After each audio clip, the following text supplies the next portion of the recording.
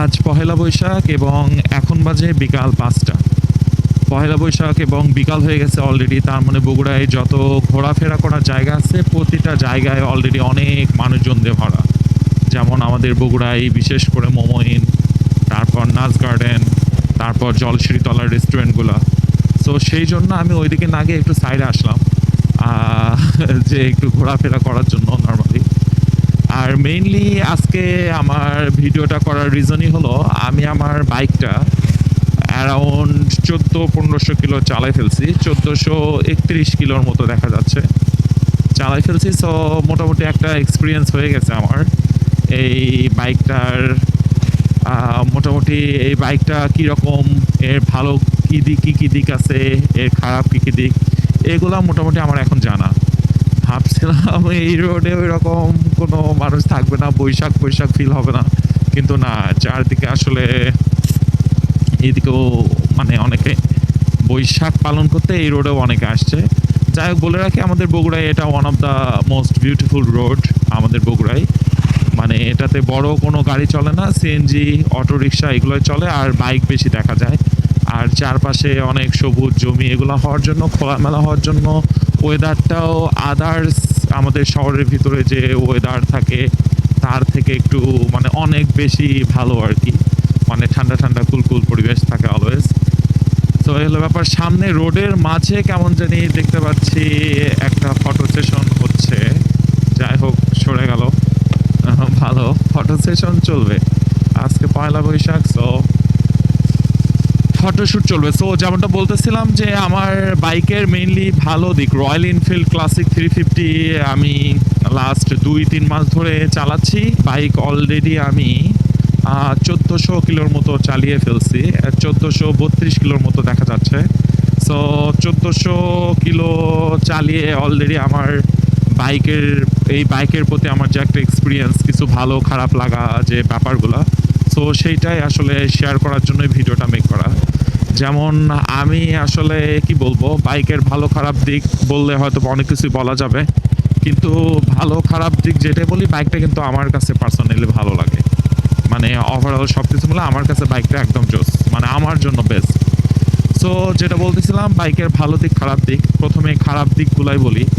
So বাইকের তেমন খারাপ দিক বলতে মেইন যে ব্যাপার, অনেকের কাছে যেগুলা লাগছে মনে হয়েছে, আমি আসলে কথাই বলতে পারতেছি না। এই তো কিছুক্ষণ পর পরে দেখা যায় শুধু ফটো সেশন হচ্ছে।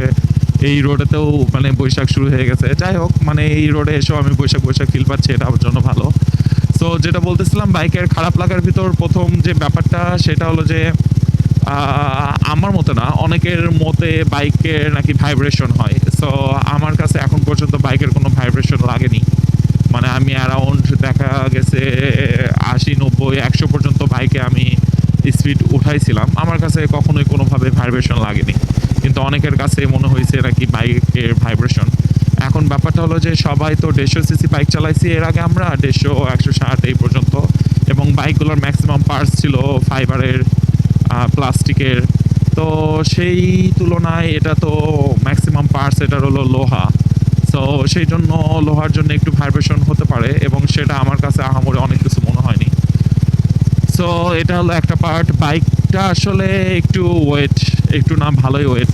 আমরা যে বাইকগুলো চালাই দেখা গেছে বাইকের ওজন ১৪০, ৫০, ৬০ কেজি। এটা অ্যারাউন্ড ১৯০ কি ৯৫ কেজি হওয়ার জন্য বাইকটা মোটামুটি একটু মানে ভারী আর কি। এবং এটা যখন আমি যেভাবে চালাচ্ছি, এভাবে চালিয়ে বাইকের মানে ভারীটা বোঝা যায় না। কিন্তু যখন শহরে চালানো হয়, শহরে দেখা যায় যে ডান পাশ বাম পাশ একটু জ্যামের ভিতর ডান বাম করা, তখন একটু প্রবলেম হয়। আর আমি বলে রাখি, আমার যেটা ফিল হয়েছে, এই বাইকটা আসলে শহরে চালানোর জন্য না। মানে এই বাইকটা আসলে যে শহরে আমি প্রতিদিন চালাবো, জ্যামের ভিতর চালাবো, এই জন্য বাইকটা বানানো হয়নি। এই বাইকটা আসলে আমার যেমন বানানো হয়েছে সবার, মানে আমার যেমন হয়, এটা প্রাইমারি বাইক হিসেবে বানানোই হয়নি। এটা যার দেখা যাবে যে একটা বাইক অলরেডি আমার আছে, সো এটা আমি সেকেন্ড বাইক হিসেবে নিচ্ছি। এই তো মাঝে মাঝে ঘুরবো, যেমন আমি আজকে পয়লা বৈশাখের দিন আমি একটু নিয়ে বের হয়েছি। সো এইরকম মানে ব্যাপারটা হলো, এরকমভাবে যারা বাইকটা ইউজ করতে চায় যে না আমি শুক্রবারে বের হব, পয়লা বৈশাখ, তারপর ঈদের দিন, তারপর দূরে কোথাও যাচ্ছি, মেইনলি লং ট্যুরের জন্য, যেমন আমি প্ল্যান করতেছি সামনে কোথাও একটু দূরে ঘুরতে যাব। তো তখন আমার কাছে আরো একটা বাইক অপশন থাকলেও আমি কিন্তু এই বাইকটাই চুজ করব। সো এটা হলো ব্যাপার। সো এই টাইপের জন্যই আসলে বাইকটা মানে আমার যেমন হয় বিল্ড করা। যে যাদের একটাই বাইক আমি প্রতিদিন চালাবো, এটা দিয়ে বাজার হাট করব, ঘুরবো, ফিরবো, খাবো, দাবো। তো তাদের জন্য এই বাইকটা না। সো সেই হিসেবে বাইকের যে ওয়েট এবং সেটা প্রবলেম হওয়ার কথা না। যে পারপাসে বাইকটা মেক করা, সো ওই পারপাসেই যদি ইউজ করা হয় তাহলে বাইকটা আসলে ভারী, ভারী লাগবে না। যেমন আমি আজকে ঘুরতে পেরেছি আমার কাছে তো বাইকটা ভারী লাগে না। কিন্তু সেম বাইকটা যখন আমি শহরের ভিতর নিয়ে ঢুকবো তখন কিন্তু আমার কাছে বাইকটা ভারী লাগবে। সো এটা হলো ২ নাম্বার প্রবলেম। এটাও তেমন কোনো প্রবলেম না। কিন্তু মেজর যে প্রবলেম, সেই প্রবলেম হলো যে আমার বাইকের এই যে সিগন্যাল লাইট বলে না, ইন্ডিকেটর বলে মনে হয়। ডান দিলে বামে দিলে বামে সিগন্যাল লাইট দেয়, ডানে দিলে ডানে দেয়। বামে দিচ্ছি এটা দেখা যাচ্ছে কিনা, একটা ক্লিক করছি, বামে সুন্দরভাবে টিক, টিক, টিক, টিক করতেছে, লাইট জ্বলতেছে। ওকে, অফ গেল। কিন্তু যখন আমি ব্যাপারটা ডানে দিব, খেয়াল করেন, এই তো একটা ক্লিক করি, হয় না। এই তো একটা ক্লিক করি, যায় না। এভাবে একটা ক্লিক করি, যায় না। সো ব্যাপারটা এরকম দাঁড়াইছে যে আমার ডান পাশের যে ইন্ডিকেটর যে সিগন্যাল লাইটটা, এটা এমন হয়েছে ব্যাপারটা যে আমার অনেক জোরে দিতে হয় তাহলে কাজ করে। কিন্তু শহরের ভিতর এত আস্তে করে দিলে এটা যায় না। ওমা! আজকে কেমন জানি যাচ্ছে। আহ! দেখি। না, না যায় না। তো যায় না। তো যায় না। কুকুর মামা সরো। তো ব্যাপারটা এরকম যে তো মানে ডানে যদি আমি আস্তে করে দিই যায় না। ক্লিক করলে যায় না, যায় না, যায় না। এটা জোরে দিতে হয়। মানে জোরে চাপ দিতে হয়। সো এটা এরকম ছিল না। হঠাৎ করে এরকম হয়ে গেছে আরকি। সো এরকম হওয়ার রিজন আমি জানি না। যে কেন এটা হচ্ছে, এটা আসলে আমার যেমন তাদের সার্ভিসিং সেন্টারে নিয়ে গেলে তারা হয়তোবা সলভ করে দিবে। কিন্তু আমার কথা, আমার বাইক কেন ২-৩ মাসই চালালাম না, এরকম অবস্থা কেন হবে? আরেকটা প্রবলেম যেটা, সামনে যে পার্কিং লাইট আছে ২ পাশে ২ টা চোখের মতো দেখা যায়। অ্যারাউন্ড ১০-১৫ দিন হলো তার একটা আমার কেটে গেছে বাম পাশেরটা। মানে এটা আমার কাছে খুবই কষ্টজনক। এখন বাইকটা আমার দেখতে সামনে থেকে ওইরকম মজা লাগে না। মানে দেখতে কানা, কানা লাগে। সো আমার কথা এরকম কেন হবে? আমাকে ওনারা সার্ভিসিং সেন্টার থেকে কল দিছিল যে বাইকের সার্ভিস কেমন দিচ্ছে এই সেই। আবার প্রি বুকিং নাকি চালু হয়েছে প্রি বুক দেওয়ার জন্য। আমি না দিলেও আমার যেন বন্ধু-বান্ধব, তারপর কি বলে যে কাছের দূরের মানুষেরা যেন দেয়, সেজন্য কল দিছিল। ওনাদেরকে আমি এই ব্যাপারটা বললাম। তো বলল এটা পার্টসের আন্ডারে পড়ে। আমাদের পার্টস বগুড়া থেকে কল দিছিল। ওনাদের পার্টস এখনো অ্যাভেলেবল না। সো সেই ক্ষেত্রে যেটা হবে, পার্টস অ্যাভেলেবল হলে তখন ওনারা ঠিক করে দিবে। তো এতদিন আমার এরকম কানা অবস্থায় বাইকটা চালাতে হবে। সো এটা গেল ২ টা পার্টসের প্রবলেম। এটা এই হলো ভালো দিক, খারাপ দিক সরি। আরো ২ টা খারাপ দিক আছে। সেটা হলো যে বাইক যে জায়গাতেই রাখি মানুষজন ভিড় করে ফেলে। মানুষজন বাইকের উপর ওঠে, উঠে ছবি তোলে। একেকজন একেকভাবে ওঠে, একেকভাবে ছবি তোলে। তো দেখে কষ্ট লাগে। যে কিভাবে মানে আসলে আমার বাইকে আমি যেভাবে উঠবো বসবো, সবাই তো ওইভাবে উঠবে না। সবাই তো ওইভাবে উঠে ছবি মানে তুলবে না। মানে মানে যা এর আগে দেখলাম একদম উঠে এরকম, এরকম, এরকম কি যে করতেছে আল্লাহ! এবং আমি বাইকটা যতবার রেখে গেছি কোনোবার আমি এই যে সুইচগুলো আছে, যেরকম অবস্থায় রেখে যাই ওইরকম অবস্থায় পাই না। মানে তার মানে কেউ না কেউ মানে এগুলা টিপাটিপি চাপাচাপি করছে। এটা একটা খারাপ দিক। এটা রয়্যাল এনফিল্ডের করার কিছু নাই। এটা আসলে বগুড়াই, সরি নট বগুড়া, বাংলাদেশে তো এখন এই বাইকটার আসলে ব্যাপারটা হাইপটাই অন্যরকম। সেজন্য যে জায়গায় দেখে আসলে তারা একটু চাপাচাপি করার ট্রাই করে, তারপর একটু ছবি ওঠানোর ট্রাই করে। সো এটা একটা প্রবলেম। আরো কিছু প্রবলেম আমার কাছে ওইরকম করে আহামরি কোনো প্রবলেম লাগেনি। আমি যদি বলি যে আমার ম্যাক্সিমাম এই বাইকটা শহরের ভিতরে চালানো পড়লো। সো শহরেই বেশি চালানো হয়েছে অ্যারাউন্ড ১,০০০ এর মতো কিংবা ৯০০-৮০০ মতো। আর বাকিটা আমি একটু দূরে গেছিলাম, রাজশাহী গেছিলাম। সো রাজশাহী যাওয়া আসি করছিলাম। সো আমি যা ফিল করছি আসলে এটা লং রোডেই যখন লং ট্যুরে যাওয়া হয় তখনই আসলে ব্যাপারটা মজাটা বেশি। ওই পাশে কি গুচ্ছগ্রাম মনে হয়। আচ্ছা যাই হোক, সো এটা হলো ব্যাপার। শহরে চালায় আমি অত মজা পাই না এবং শহরে বাইকটা আমি চালাবো না। এবং এটা হলো ব্যাপার। এখন বাইকের যদি আমি ভালো দিকের কথা বলি আসলে বাকি সবই ভালো। এই বাইকে প্রথমে যদি আমি বলি বাইকে বসেই নিজেকে একটা রয়্যাল ফিল হয় যে না আমি আসলে রয়্যাল কিছু চালাচ্ছি। মানে সামনের ড্যাশবোর্ডের দিকে তাকালেই একটা ভালো লাগা ফিল হয়। যে না মানে আমি এমন মানে কিছুর উপর আছি যেটা কিনা যেটা কিনা আর সবকিছুর মতো না। মানে একটু ডিফারেন্ট। এবং বাইকের যে সিটিং পজিশন মানে এরকমভাবে আমার ৪০০-৫০০ কিলো চালালেও মনে হয় না কিছু হবে, কিন্তু হবে। এটা আসলে আবেগের কথা যে চালানো যাবে কিন্তু মানে আদার্স আমি এর আগে এমটি বাইক চালাতাম। সো ওইটার থেকে অবশ্যই এটা অনেক কমফোর্ট বাইকটা। এটা হলো একটা ব্যাপার। সো বাইকে এমনিতে বাইকের লুক যদি বলি এটা তো আসলে ক্লাসিক বাইক, ক্লাসিক লুক এবং লুকের জন্যই তো বাইকটা নিছি এবং লুক সম্পর্কে সবাই জানে এটাতে আহামরি বলার কোনো কিছু নাই এবং বিল্ড কোয়ালিটি তো মানে টপ নচ এটাও সবাই জানে। এখন আরও ভালো লাগার দিকগুলো বলি আমি যে এই বাইকে আসলে বাইকের টর্কটা তো বেশি। সো হাই রোডে চালাতে একটা আলাদা রকম মজা পাওয়া যায় মানে অন্য লেভেলের একটা কনফিডেন্স যে জায়গাতেই মানে আমার মনে হয় না যে মানে হাই রোডে অনেক সময় দেখা যায় কি ওভারটেক করার সময় প্যারা খাওয়া লাগে। সো এই বাইকে উঠে মনে হয় না যে কোনো মানে রোডে এমন কোনো গাড়ি নাই যে জায়গা ওভারটেক করা যাবে না। এটা হলো মানে এই লেভেলের একটা কনফিডেন্স কাজ করে। সো সেই ক্ষেত্রে দেখা যায় আরেকটা ব্যাপার যেটা হলো যে নর্মালি আমরা যখন বাইক চালাই বাইক যখন একটু স্লো হয় তখন একটু আমাদের গিয়ারগুলো একটু কমে না নিতে হয় যেন বাইকটা একটু অনেক পাওয়ার পায় এরকম ব্যাপার। সো এই জায়গায় যে ব্যাপারটা হয়েছে মানে এর টর্ক বেশি হওয়ার জন্য মানে তো বাইক একদম স্লো করলেও আমার গাড়ি ৪ গিয়ার ৫ গিয়ার আছে আমারও এরকম করে গিয়ার কমাতে হয় না। মানে যে জায়গা থেকে ধরি ওই জায়গা থেকে টান মানে ব্যাপারটা এরকম আর কি। সো এটা আমার কাছে একটা ভালো লাগে যে লাইক আমি সামটাইমস অটোর মতো চালাই। অটো যেরকম যাচ্ছে এভাবে থ্রোটল দিলেই যায় আস্তে আস্তে স্পিড ওঠে এটা ওই রকম। গাড়ি আমি স্পিড ব্রেকার যখন পার হই সো তখন দেখা যায় যে আমি আগের বাইকগুলোতে আমাদের করতে হতো কি যে গিয়ার টেয়ার কমে নেওয়া লাগতো। সো এটাতে আমার এটাও কমে নিলে ভালো হয়তো কিন্তু আমি কমাই না মানে আমার কমানোর দরকারই হয় না কারণ আমি ইনস্ট্যান্ট পাওয়ার পাই বাইক থেকে। সো এটা হলো একটা ব্যাপার।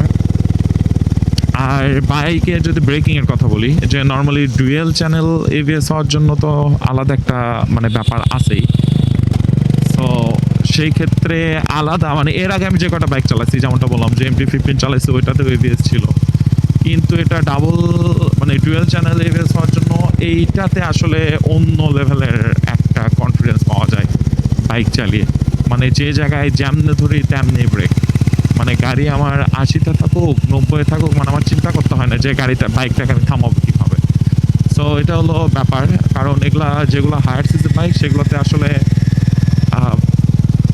এই তো দেখতেছে সুন্দর আছে হাঙ্কও সুন্দর আমার গাড়িও সুন্দর। সো যেটা ব্যাপার যে বাইকটা যত জোরে যাক না কেন জোরে যাও না মেইনলি স্পিড ওঠানোর আগে এটা মাথায় রাখতে হবে যে আমার বাইকটা আমি থামাবো কীভাবে। আর থামানোর ব্যাপার স্যাপার যদি ১০০ থাকে তাহলে স্পিড তুলতে আসলে প্যারা নাই যদিও আমি মানে এইরকম ফ্যান না যে আমার টপ স্পিড লাগবে গাড়ির। আমার গাড়ির টপ স্পিড আমি কখনোই পছন্দ করি না যে আমার গাড়ি ১০০ যাক ১৫০ যাক ১৫০ উঠুক। আমার কথা হলো যে ৬০ থেকে ৭০ অলওয়েজ আমি রাইড করি বাইক ৬০ ৭০ ৮০ এরকম। হাই রোডে যখন দূরে কোথাও যায় তখন ৯০ ১০০ এরকমের ভিতরে থাকি। সো সেই ক্ষেত্রে আসলে এই যে বাইকটা এটা আসলে টপ ওঠানোর বাইক না এটা আসলে ফিল নেওয়ার বাইক যে আমি বাইকটা চালাচ্ছি ফিল নেব ৭০ ৮০-তে চালাবো আস্তে আস্তে মানুষজন দেখবে আমাকে আমিও একটু ডান বাম দেখবো মানে এই বাইক এবং সেই হিসেবে আসলে মানে বাইকটা আমার জন্য পারফেক্ট আমি যেভাবে চালাই। এবং এই বাইকের এত ৭০ ৮০-তে চালায় যে মজা একদম মানে ৮০-এর উপর ৯০ ১০০-তে আমি চালাইছি মানে ওই ফিলটা নাই। মানে আমার কাছে একদম ডিরেক্টলি ফিল হয়েছে যে বাইকটা অনেক জোরে চালায় ওই ফিলটা পাওয়া যায় না। আমি কেমন জানি নিচে দিয়ে চলে আসলাম। হ্যাঁ এই গেল আরেকটা ভালো লাগার ব্যাপার। আরেকটা ব্যাপার সেটা হলো আরেকটা ব্যাপার এটা ভালো লাগা এবং খারাপ লাগা দুটো মিক্স করেই বলি। ব্যাপারটা হলো যে বাইকের মাইলে আমার এই বাইক নিয়ে যখন ঘুরি ফিরি সবার থেকে বেশি কোশ্চেন হলো যে বাইকের দাম কত বাইকের মাইলেজ কত যায় এরকম। সো বাইক যখন আমি অ্যারাউন্ড ৫০০ কিলো চালাই তখন আমার বাইক অ্যারাউন্ড ৩০ যেত এবং এটা আমি অলওয়েজ ট্যাঙ্কি ফুল করি, তো তো আমি ওইভাবে মেজার করতে পারি যে আসলে কত কিলো গেল। এটা হলো মহাস্থান বাজার মনে হয়। মহাস্থান চলে এসেছি, কোন দিকে যাব? আচ্ছা, মহাস্থান বাজার পার হই। যেটা বলতেছিলাম তেলের কথা,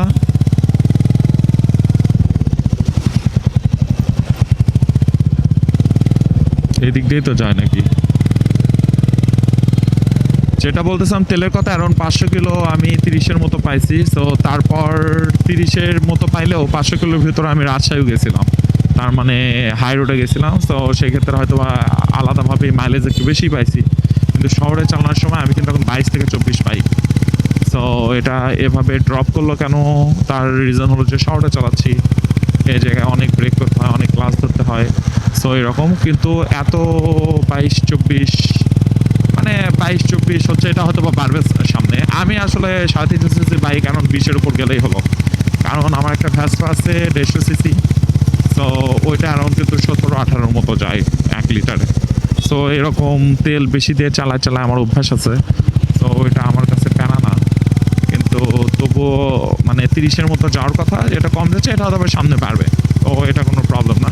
তো এটা আমার কাছে মানে আমি ভালো খারাপ দিক বলবো না। এটা হাই সিসি একটা বাইক, এরকম অ্যাভারেজ 22, 23, 24, 25 এটা যাবে, এটাই স্বাভাবিক। অনেক বেশি এক্সপেকটেশন রাখা উচিত না। কিন্তু মানে আমরা যেটা করতেছি, যেহেতু হঠাৎ করেই 350 সিসি কিংবা higher CC bike Bogura, sorry Bangladesh, বারবার বগুড়া মেনশন করি আমি নিচে বগুড়ায় থাকি, তো এই জন্য। সো যেটা বলতেছি যে আমাদের এক্সপেকটেশন আসলে এরকম যে আমরা চালাবো higher CC bike, higher CC বলতে 150-এর উপর। আমাদের বিল্ড কোয়ালিটি হবে আবার টপ নচ, রয়্যাল এনফিল্ডের মতো সব লোহা। আমাদের মাইলেজ দিবে আবার 80 সিসি বাইকের মতো 60-70। আমাদের মেইনটেইন খরচ মানে লাগবেই না, এটা যাবে হলো যে ইভি বাইকের মতো, ইলেকট্রিকের মতো। ইসে কুকুরটা। তো যেটা বলতেছিলাম যে ইলেকট্রিক বাইকের মতো মেইনটেনেন্স খরচ আসবে, যে আমার কোনো খরচ নাই। আবার আমার আসলে মাইলেজ হবে 80 সিসি বাইকের মতো 70-80 যাবে, কিন্তু আমার আবার স্পিড হবে 150 সিসির মতো যাবে, মানে সরি 150 যাবে, 150, 60, 70, 80 উঠবে এরকম। আবার দেখা যাচ্ছে যে বাইক দেখতে হবে রয়্যাল এনফিল্ড, মানে লাইক এরকম যে আমার কথা 350 সিসি বাইক, সেটা মাইলেজ আহামো 150 সিসির মতো দিবে না।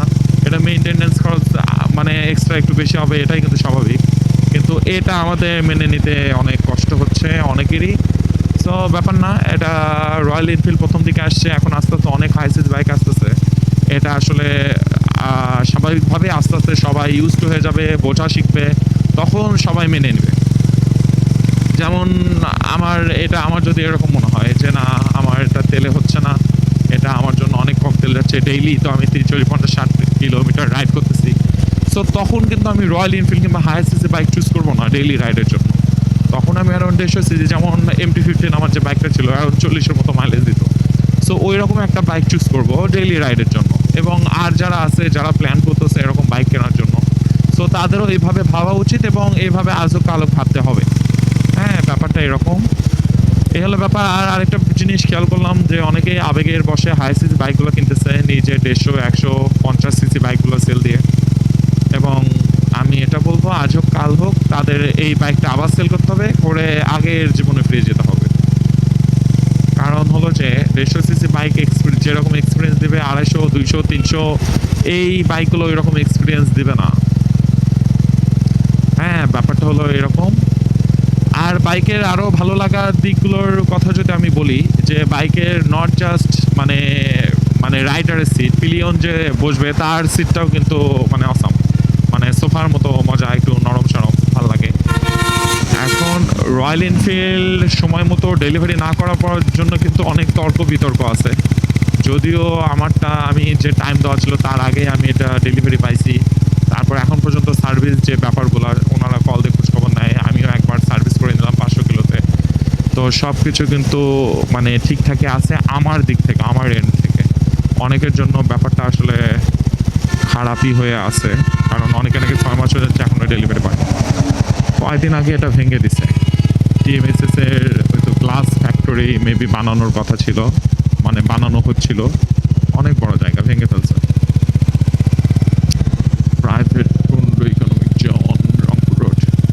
ভেঙে ফেলছে। এটা আবার ঠিকঠাক করতেছে না কি করতেছে আল্লাহ ভালো জানে। যাই হোক, আমার বাইক নিয়ে আমি যদি আমার এক্সপিরিয়েন্সের কথা বলি, অনেক ভালো।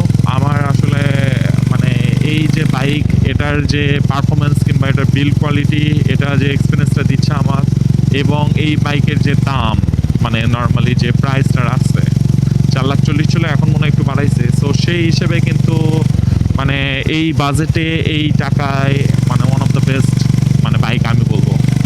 যে আরও অনেক বাইক আসতেছে এই বাজেটে, অনেক বাইক পাওয়া যায়। যেমন আমার MT-15 যে ভার্সন 1টাই ছিল, ওটা কিন্তু 4,60,000, ওটার থেকে কম দামি এটা।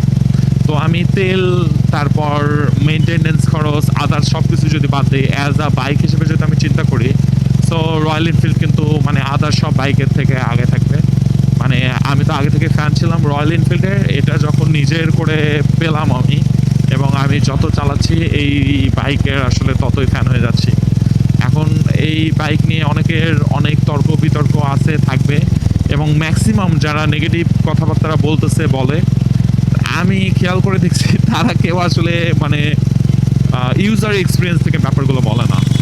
যেমন আমার পেছনে হয়তোবা কেউ একজন বসছে রয়্যাল এনফিল্ডের, সো চালাতে চালাতে এরকম একটা ব্যাপার হয়েছে যে এটা তেল বেশি যায় শুনছে। সো ওই কিন্তু এটাকে বলতেছে, এটাকে একদম মেজর প্রবলেম মানে করে ফেলে সবার সাথে গল্প করতেছে। কিন্তু যারা অরিজিনালি নিজে চালাচ্ছে, নিজে ডেইলি ইউজ করতেছে, মানে নিজে অরিজিনাল ফিলটা নিচ্ছে, আর একদিন চালাই কিন্তু একটা বাইকের সব কিছু বোঝা যায় না, এর ভালো দিক খারাপ দিক। সেই জন্য আমি কিন্তু বাইক কিনে চাইলে একটা ভিডিও বানাতে পারতাম যে আমার বাইকটা কেমন এই সেই, কিন্তু আমার ভাবলাম যে না, একটু বাইকের সাথে একটু নিজের একটু সময় কাটানো উচিত, তারপরে আসলে বাইককে নিয়ে ভালো খারাপ দিক বলা উচিত। তো সেই জন্য অ্যারাউন্ড 2-3 মাস পর এবং অ্যারাউন্ড 1,500 কিলোমিটার অলমোস্ট চালানোর পরে কিংবা চালাতে চালাতেই কিন্তু আমি আমার কিছু ভালো, আমার এই রয়্যাল এনফিল্ডের কিছু ভালো এবং খারাপ দিক শেয়ার করলাম। তো ওভারঅল এটার ভালো দিকই বেশি, খারাপ যেগুলো আছে এগুলো আসলে খারাপ বলা চলবে না, বলা যাবে না। আরও সময়ের সাথে সাথে দেখা যাবে যে আমার যেমন হচ্ছে এখন, মানে আমি প্রথম যেদিন বাইকটা রাইড করি, আমার হাইট কিন্তু অ্যারাউন্ড 5 ফিট 10। এমটি থেকে ডিরেক্টলি এটা চালাচ্ছিলাম, তো আমার কাছে কিন্তু এমন ভারী, এমন কঠিন লাগতেছিল ব্যাপারটা যে এই বাইক কীভাবে চালাবে, মানে মোড় ঘুরতে প্যারা, মানে প্রচুর ভয় পাচ্ছিলাম, মনে হচ্ছে কেউ পেছন থেকে লাগাই দিবে, এই করবে সেই করবে। কিন্তু সময়ের সাথে সাথে এটা কিন্তু আমার হাতের সাথে অ্যাডজাস্ট হয়ে গেছে। এখন কিন্তু আমার কাছে মানে আহামরি এরকম ভারীও লাগে না, এবং আমার কাছে তেমন কিছু প্যারাও লাগে না, নিজে আরামসে রিল্যাক্সে চালাতে পারি। এখন এই বাইকের যে ব্যাপারটা, সেটা হলো এই জায়গাতে অনেক সাউন্ড, কেমন করে বোঝা যাবে জানি না, কিন্তু আমি 2 দিন আগে গ্রামে গেছিলাম। সো ওই জায়গায় যে বাইকের যে অরিজিনাল বেজ, মানে ইঞ্জিনের যে সাউন্ড, সেটা কিন্তু আসলে ওই জায়গায় গিয়ে ফিল করতে পারছিলাম আমি, যে এটার একটু মানে আলাদা লেভেলের একটা, মানে মেইনলি রয়্যাল এনফিল্ড বলতে তো সাউন্ড,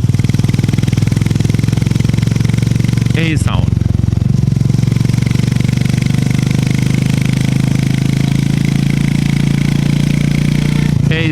মানে রয়্যাল এনফিল্ড বলতে আলটিমেটলি এই যে সাউন্ডটা মানুষ বলছে, এটা কিন্তু এরও মানে শহরের ভেতর একটু কম বোঝা যায়, বিকজ অফ আদার্স অনেক বাইক আছে, অনেক নয়েজ। আমি যে গ্রাম দিকে একটু গেছিলাম, ওই জায়গায় আসলে ওই রকম তো সাউন্ড পলিউশন নেই, তো তখন দেখা যায় যে এর অরিজিনাল সাউন্ডটা বোঝা যায়, মানে ভাল লাগে, ফিল লাগে। এই হলো ব্যাপার, এই হলো আমার মানে ছোট একটা কি বলবো, আমি আমার এক্সপিরিয়েন্স থেকে এইগুলো শেয়ার করলাম। অনেকে হয়তো বা চালাচ্ছে, অনেকের এক্সপিরিয়েন্সের সাথে আমার এক্সপিরিয়েন্স নাও মিলতে পারে, এটা আমার একান্তই পার্সোনাল এক্সপিরিয়েন্স। সো মোটামুটি আমার যে ভিডিও বানানোর যে টপিকটা ছিল এইটাই, এটা মাটিডালি বিমানমোড়, এই তো শহরের ভিতরে ঢুকে যাচ্ছি। শহরের ভিতরে ঢুকতে ঢুকতে এখন একটা কথা বলতে চাই, কারণ শহরের ভিতরে আমি কোনোভাবে ভিডিও রেকর্ড করবো না, এই তো এত মানুষ, এত গাড়ি, মানে আমার পছন্দ না এগুলো। তো শহরের ভিতরে ঢুকতে ঢুকতে বলতে চাই, যেহেতু আজকে পয়লা বৈশাখ, সবাইকে পয়লা বৈশাখের শুভেচ্ছা, এবং এবং এই তো, এবং দেখা যাবে যে আবার কোনো একটা ভিডিওতে আমার বাইক নিয়ে, তারপর আদার্স কোনো কিছু নিয়ে হয়তো বা ভিডিও খুব দ্রুতই চলে আসবে, আসতেও পারে, নাও আসতে পারে, এটা হলো ব্যাপার। তো ঠিক আছে, আজকের মতো আল্লাহ হাফেজ।